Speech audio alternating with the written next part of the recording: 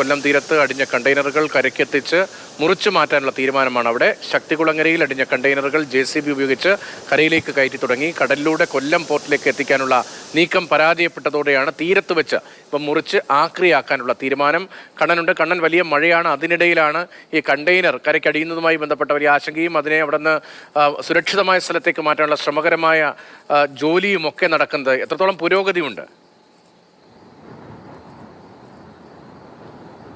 കടലിലൂടെ ഈ കണ്ടെയ്നർ വലിച്ച് നേരെ പോർട്ടിലെത്തിക്കാനായിരുന്നു ശ്രമം. പക്ഷേ അതൊരു കാരണവശാലും നടക്കില്ല. കടൽ അത്രത്തോളം പ്രക്ഷുബ്ധമാണ്. അതുകൊണ്ടാണ് പ്ലാൻ B ആയിട്ടുള്ള ഈ കടയിൽ ദൃശ്യങ്ങളിൽ നിന്ന് കാണാൻ സാധിക്കും.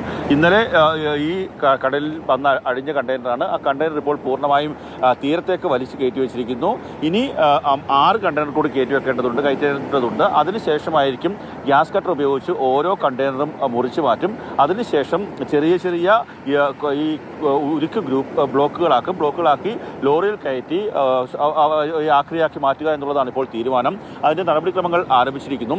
ഇന്നലെ രാത്രിയിൽ ഒരു കണ്ടെയ്നർ കൊല്ലം പോർട്ടിന് സമീപത്തേക്ക് ബോട്ടിൽ ടഗ് ചെയ്ത് വലിച്ചുകൊണ്ട് വന്നിരുന്നു. പക്ഷേ അത് ഇന്ന് രാവിലെ ആയപ്പോഴേക്ക് അത് ആ പോർട്ടിന് അടിയിൽ മുങ്ങിപ്പോകുന്ന ഒരു അവസ്ഥയാണ് ഉണ്ടായത്.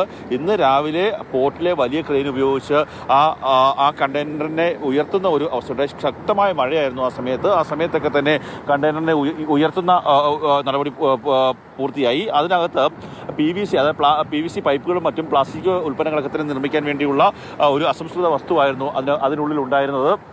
ആ വസ്തുക്കളൊക്കെ തന്നെ കുറേയേറെ വസ്തുക്കൾ കടലിലേക്ക് വീണിട്ടുണ്ട്. ബാക്കി പൊട്ടാത്ത ചാക്കുകളൊക്കെ തന്നെ അവിടെ നിന്ന് മാറ്റി ഇപ്പോൾ വെച്ചിട്ടുണ്ട്. അവയൊക്കെ തന്നെ കൊണ്ടുപോകേണ്ടതുണ്ട്. ഇപ്പോൾ ഈ കണ്ടെയ്നർ മാറ്റാൻ വേണ്ടി കരാർ ഏറ്റെടുത്ത വാട്ടർലൈൻ കമ്പനിയുടെ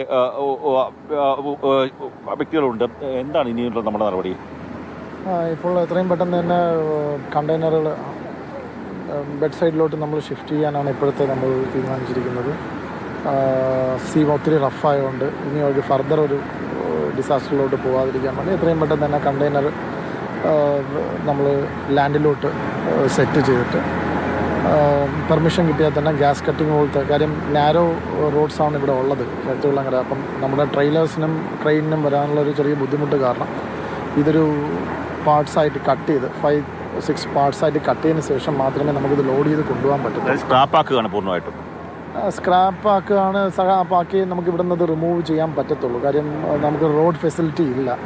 ട്രെയിലർ ഇവിടെ വരത്തില്ല. 40 ഫീറ്റ് കണ്ടെയ്നറിനുള്ള ട്രെയിലർ ഈ ഒരു പ്രദേശത്തോട്ട് വരുന്നതിനുള്ള സാങ്കേതിക ബുദ്ധിമുട്ടുള്ളതുകൊണ്ട് പ്രായോഗികമായി അവിടെ നിന്ന് കണ്ടെയ്നർ കൊണ്ടുപോകാനുള്ള തടസ്സം കൊണ്ടാണ് ഇപ്പോൾ കൊല്ലത്ത് അതിനെ കട്ട് ചെയ്ത് കൊണ്ടുപോകാനുള്ള പണികൾ ആരംഭിക്കുന്നത്.